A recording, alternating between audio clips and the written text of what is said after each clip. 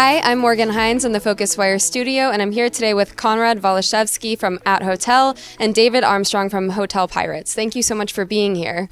Thank you for having us. Thank you for having us. So we're going to talk a lot about social today, and I'm really excited to dive right in. But I wanted to start with kind of a question about misconception. So I wanted to know what you think the biggest misconception is around working with social media. Phocuswright has just produced all this content related to social media, and there's all this misconception. So I wanted to see, what do you see as kind of like the biggest misconception?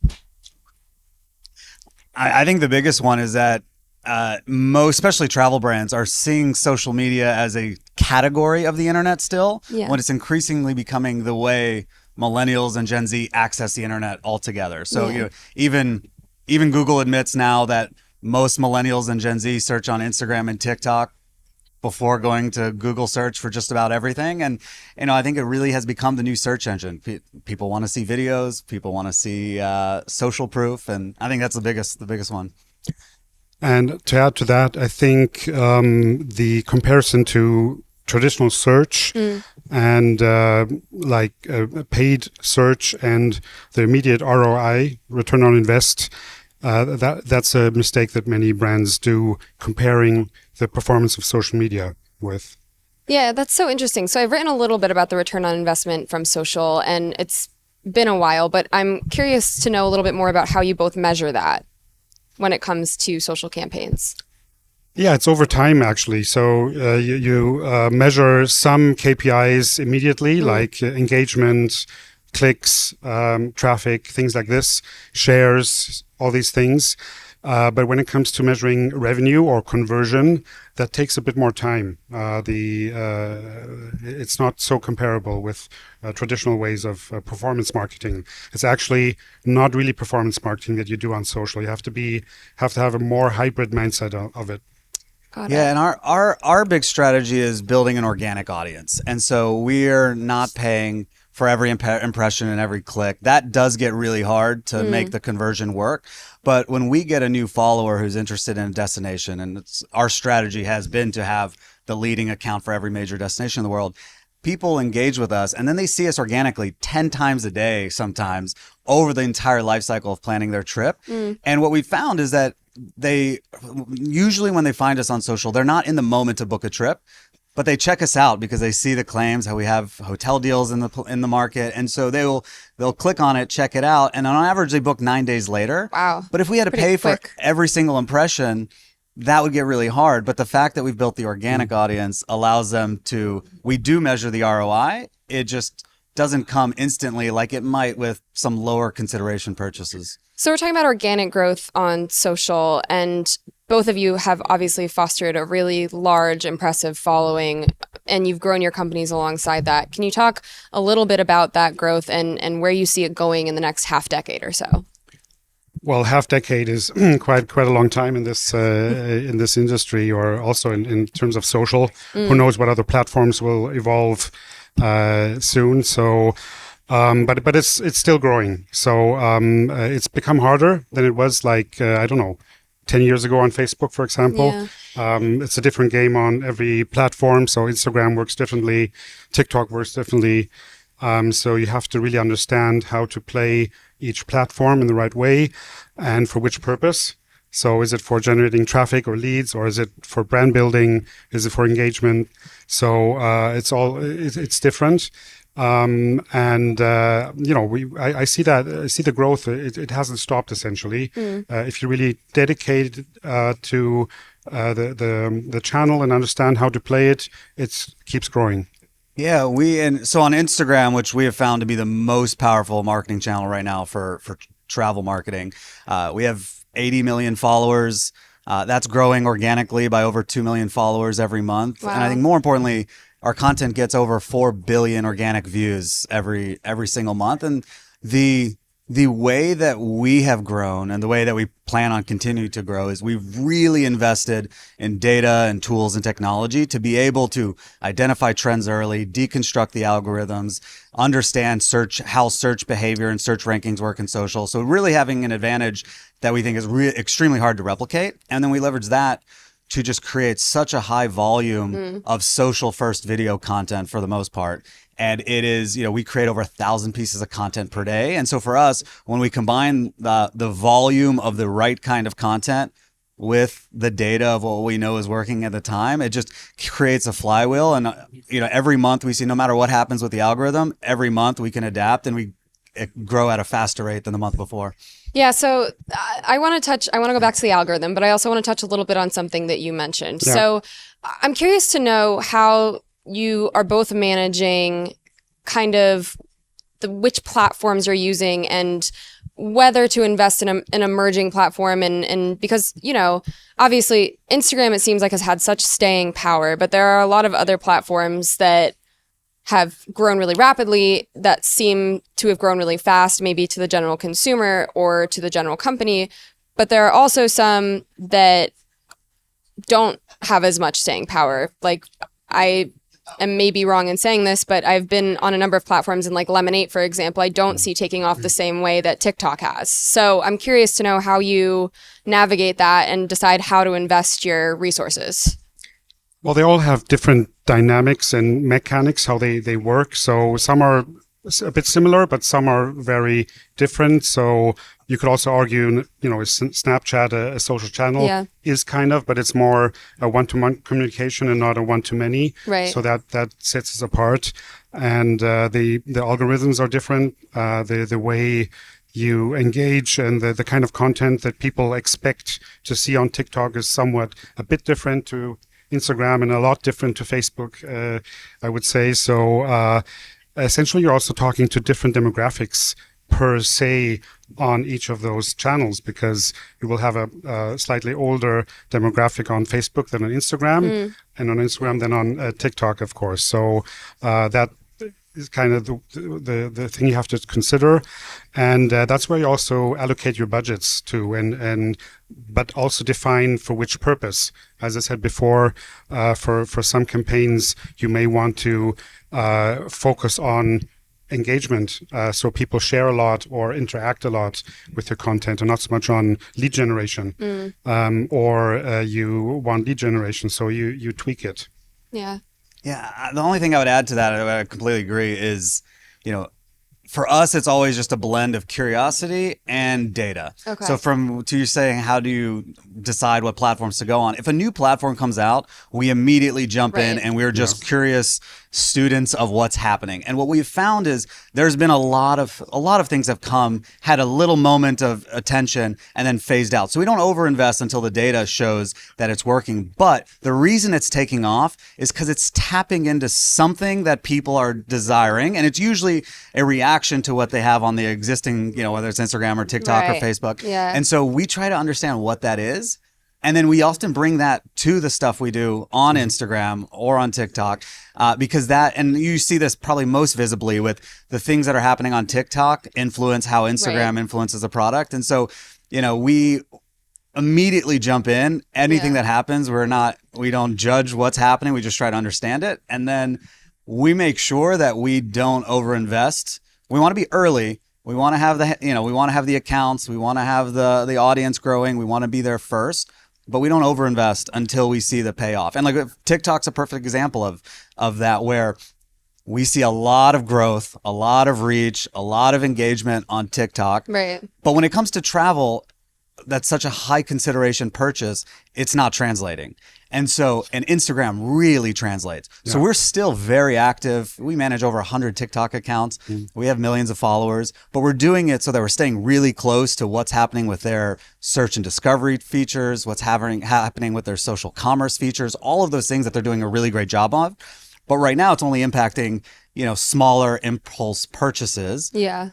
And so we just want to stay close so that as the platform evolves, we evolve with it. Or if it starts to go away and there's a new platform, then great. We're not attached to we're not attached to any single platform. We're attached to how are travelers giving their attention and how can we be the most relevant where they are.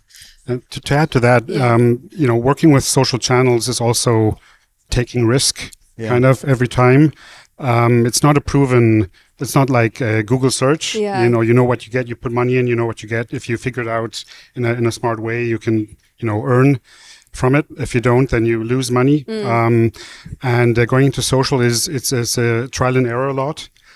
Taking risk. I don't Clubhouse a couple of years ago when that hype was here, everyone jumped on it, and we had to figure out is it something or is it not.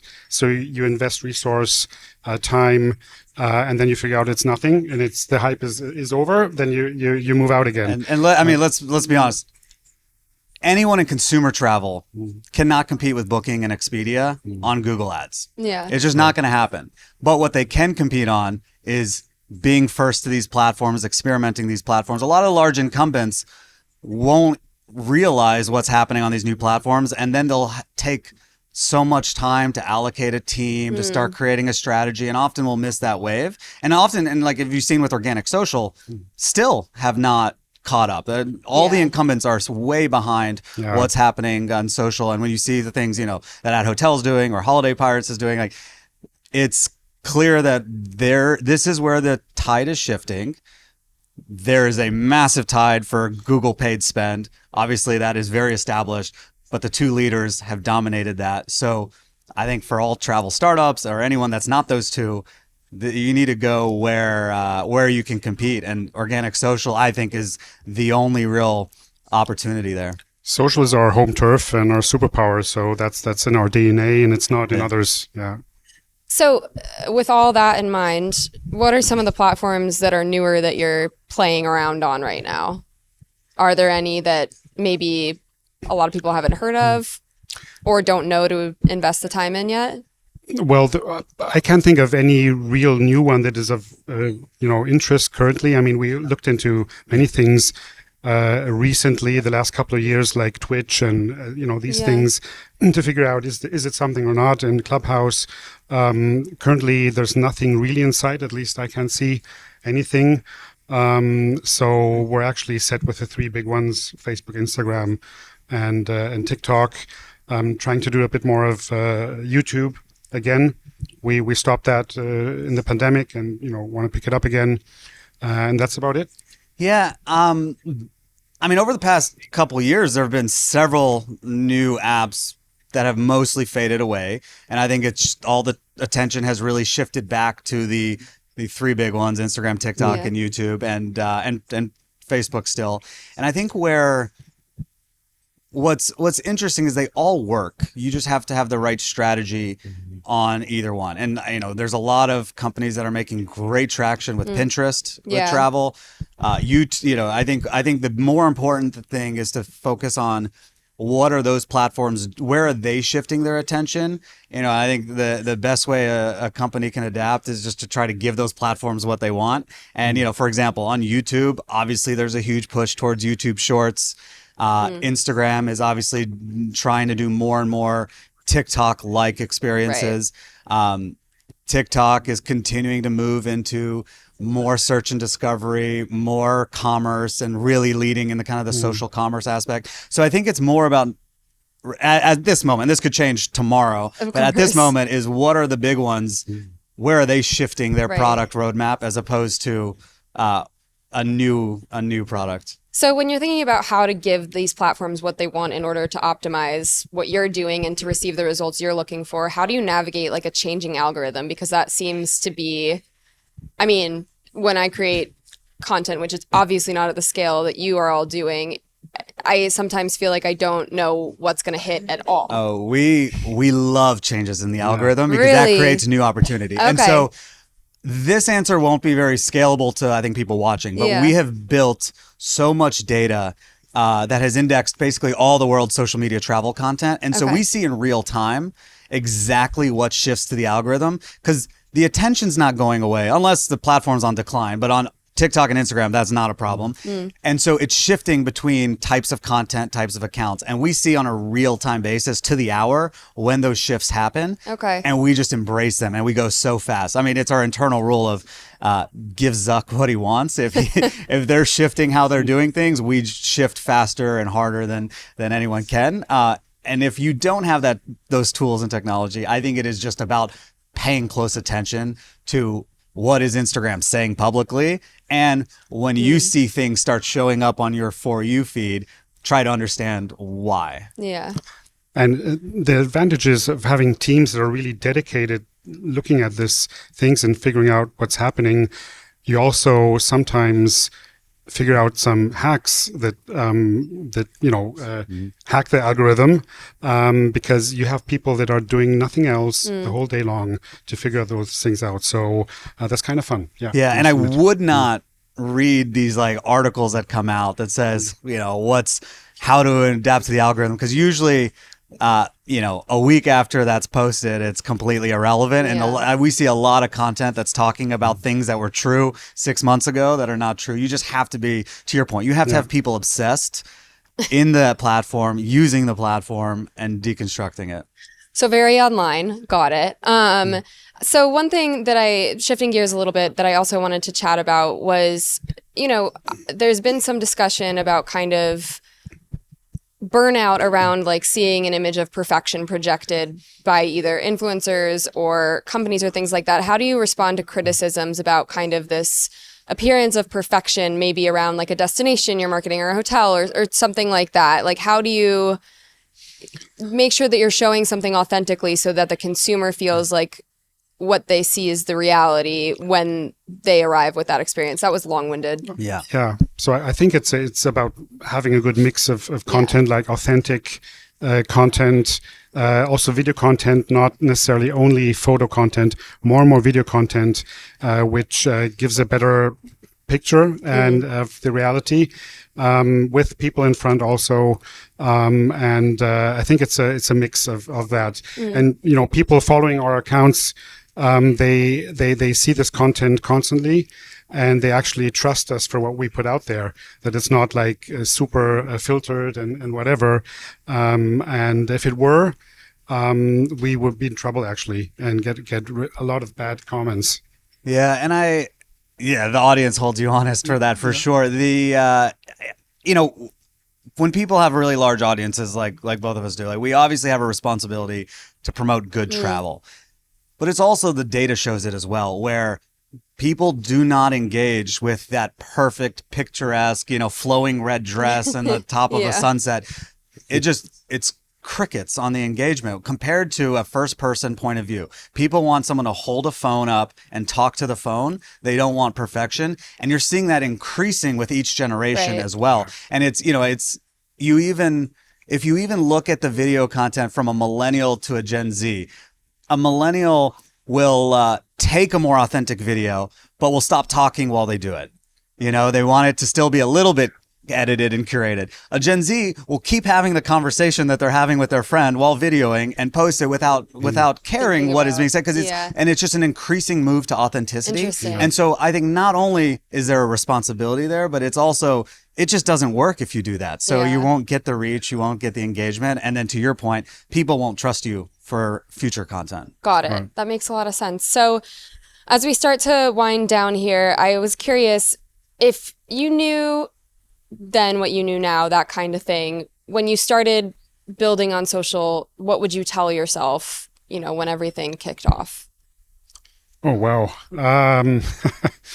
I would have told myself that watch out, things will not grow in the same rate as they did in the beginning.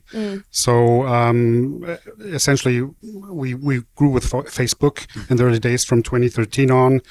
And we had also 2 million followers every other week. Wow. And but that stopped at some point when they changed, how they show content and to whom and so on and so forth.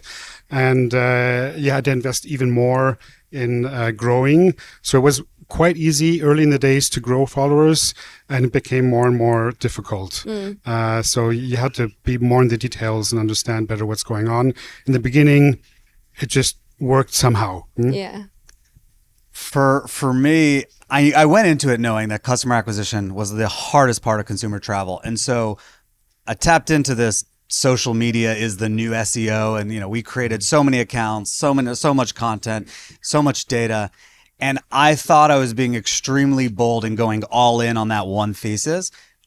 But if I could go back, I would have done it 10 times more bolder. I would have done more content, more accounts. I think this shift, and in the early days, and we started doing this 9 years ago, it was still this idea that, well, people will search on Instagram before Google, and people will use it. The number one trip planning app in the world is Instagram. And that when I was saying that 9 years ago, it was a little bit, maybe that could be true. And I think that's proven out to be really true. So I would have just gone earlier and faster and more. And no matter what I was thinking, I would have done even more.